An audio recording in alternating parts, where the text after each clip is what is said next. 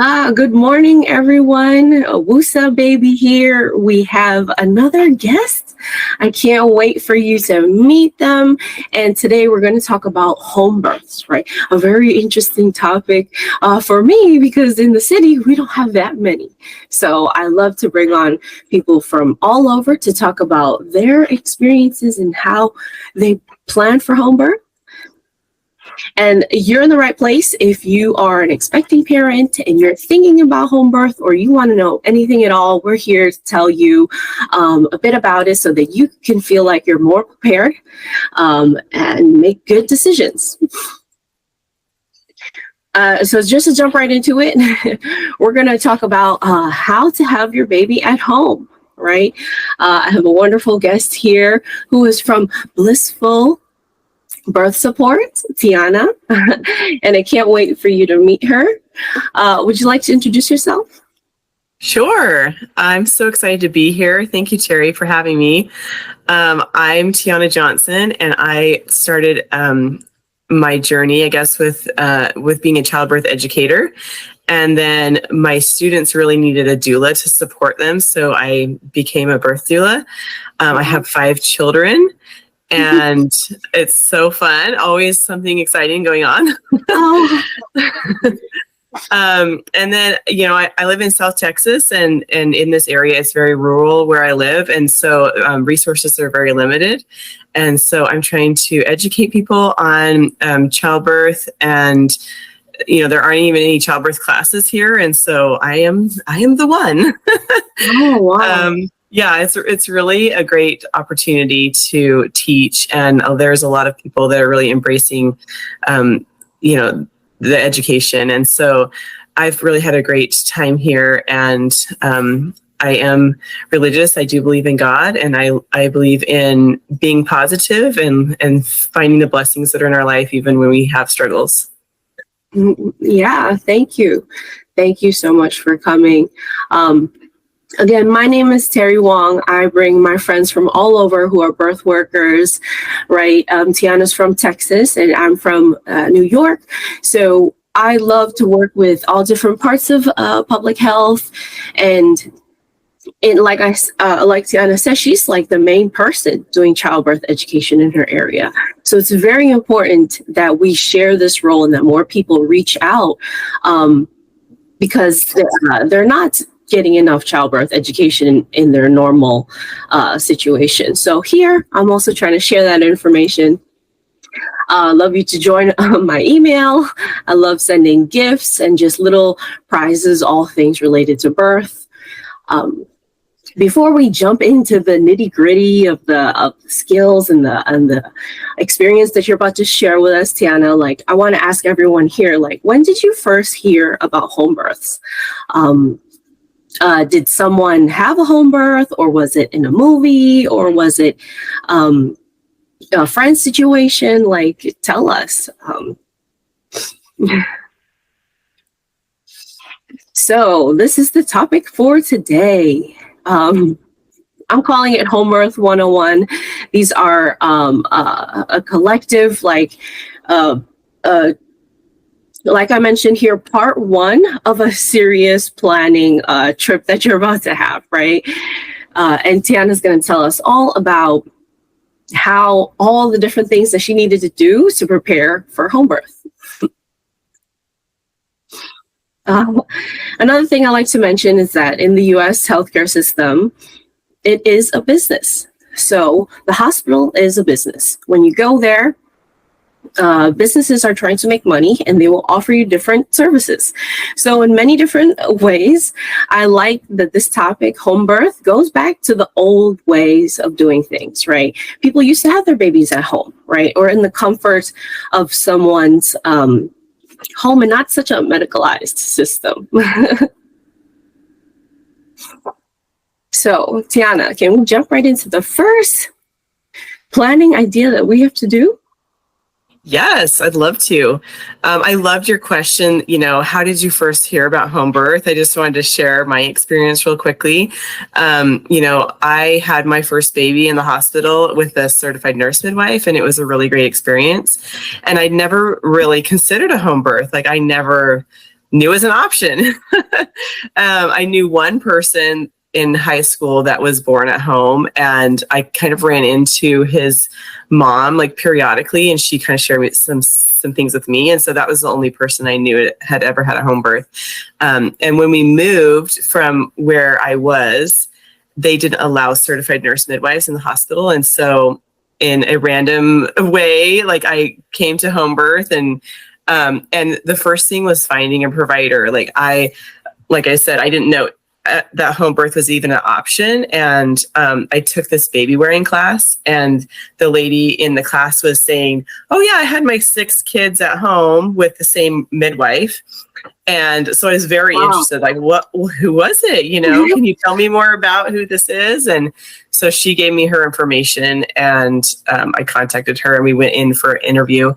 And so it's kind of hard to find a provider, like, especially if you are in an area where most midwives are not on social media. A lot of them don't even have a website. They're in the trenches working, and their time is so limited because of all the hours that they put into each client. And so it's very difficult to just find them with a Google search.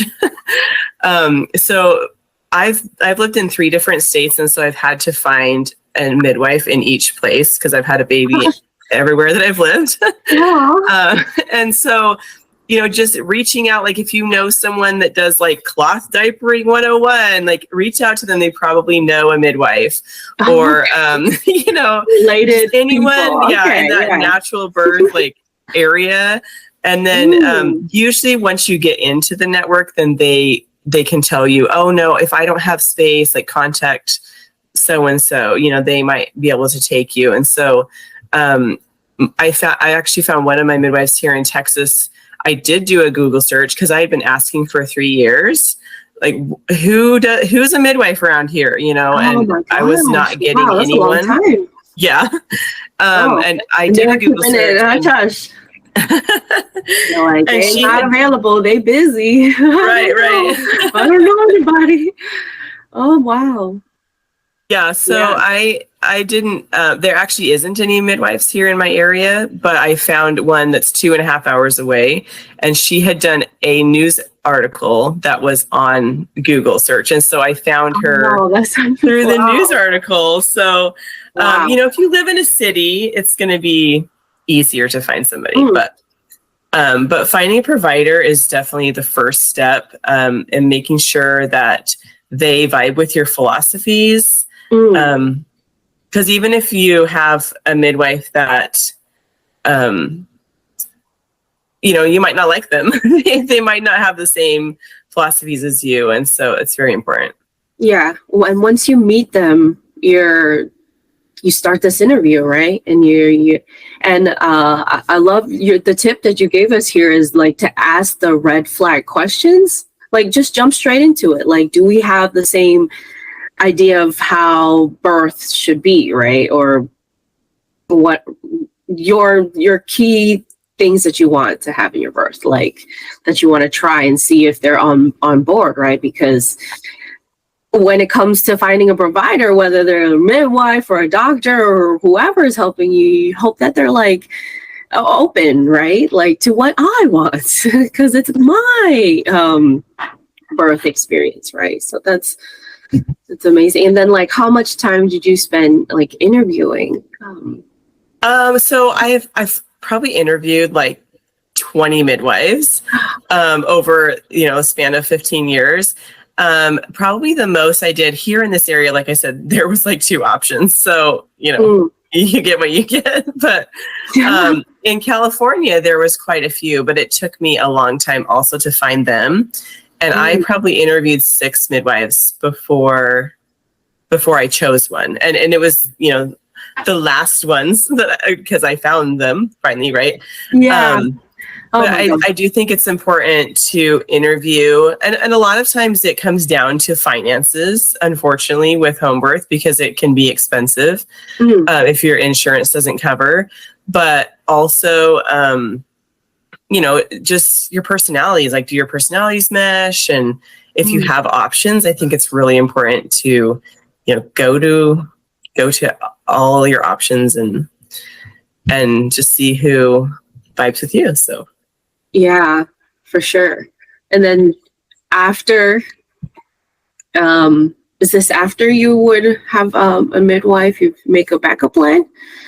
yeah, so most midwives will have some kind of process. You know, they want you to have like your backup hospital and the emergency contact information on your fridge or somewhere that they know where it is.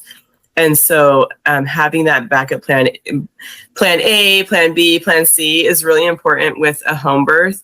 With a home birth, you do all of the legwork ahead of time.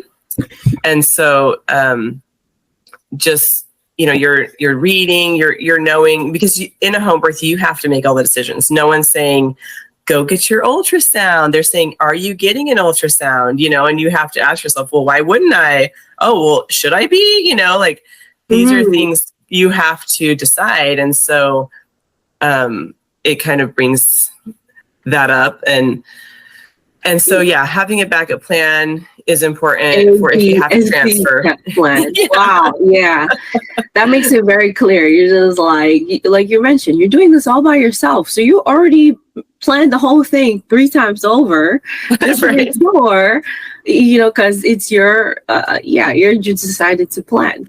And like you mentioned, to read up on the whole, everything that you have to do, right? You said you have to do everything before it's time to give birth. Like, we're going to talk about later about ordering supplies, and then like we talked about the hard stuff, right? Finding someone first, right? To even think of that far ahead to plan the actual like experience in your home. But we're definitely talking about that today, and all the steps that you'll need to do in another video too, in more detail.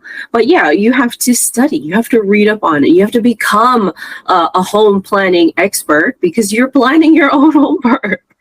And it's so super cool, Tyeanna, that you've done it in 3 different states.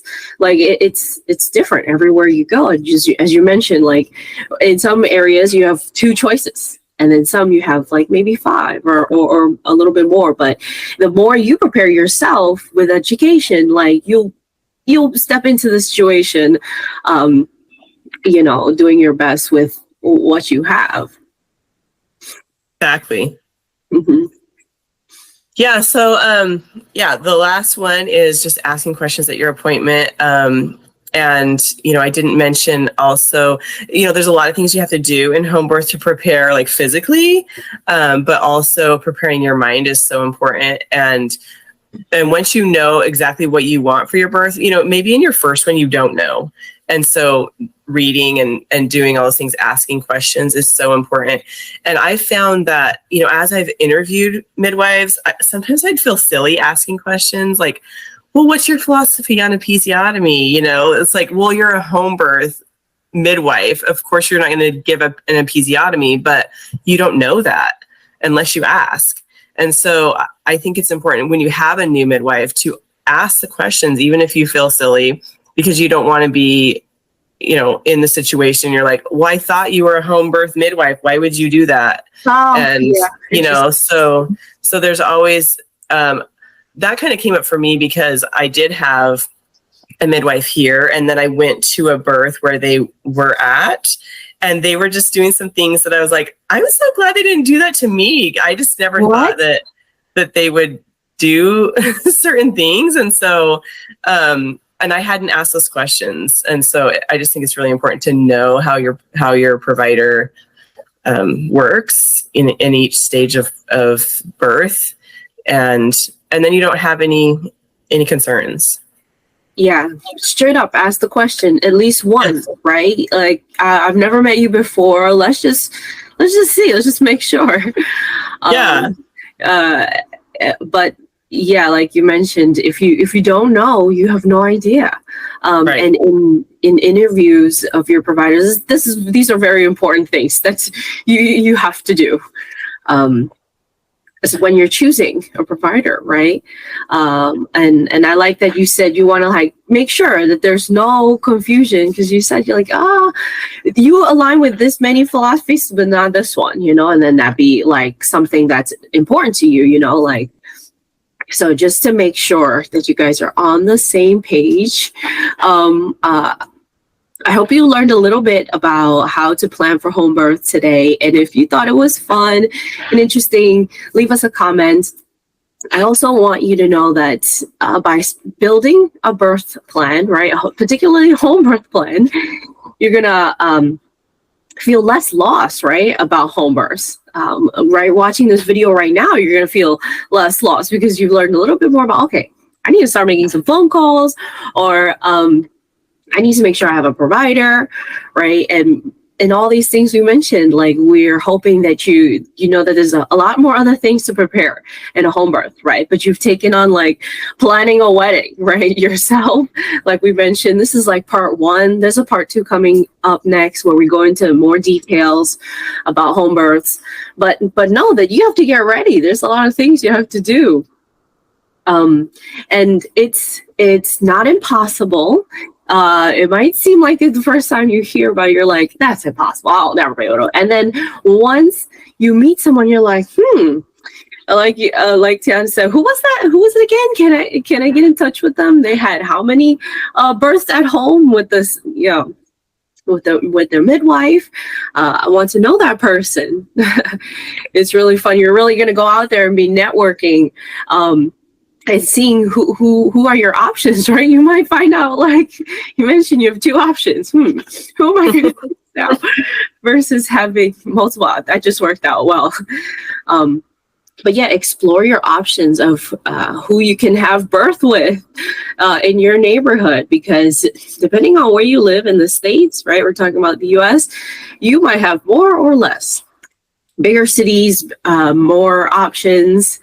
Tell us how it went for you, right? And wherever you are, which state, tell us how it goes when you look for a midwife. Like, was it easy? Was it hard? Like, were you always at the baby clothing store, like hoping to look for someone, or how did you find them? A baby wearing class, right? You mentioned, oh, that's so cool. Or cloth diapering 101. You mentioned those are some interesting places. So Tyeanna is a childbirth educator and doula in the Texas area, and I pulled this from your page because I loved it so much. One cannot actively help a woman give birth. The goal is to avoid disturbing her unnecessarily. And this is such a wonderful, wonderful quote, and I love it so much because I'm like, oh, this is what we do. Like, this is what we're hoping. And in a home birth, you're like, this is me. I want to have this baby here in the comfort of my home. Check out Tyeanna's website. She has a blog, and today we want to remind you that if your goal is to have a home birth, let's do it. Like, go ahead. Let's start planning. Take the steps that we mentioned in this video and start planning a home birth. There's a lot more things to do, but at least you're getting started, right? You're doing some research, and if it matters to you, you're going to jump right into it. And the U.S. healthcare system doesn't support you in any way. All right, only in your emergency plans, which is lovely too, right? But having your baby at home today, our topic is I think going to become more popular in the future. I think that people are going to easily feel like, okay, I feel more comfortable having my baby at home. And Tyeanna told us about her experiences, and also I call this my podcast where I bring on baby experts, right? And today's experts was home birth, and everyone, I love to remind everyone to go with the flow. This is birth we're talking about here. Nothing is predictable. But when things happen, we are prepared, right? And we are ready for the flow of this experience, and we're going to ride it. Yeah, so thank you today. We hope you like this video. Subscribe, comment, like, tell us what you think about it, and check out the few other videos that I have with Tyeanna about planning home births. And we'll be in touch soon. Thank you, everyone. Thank you.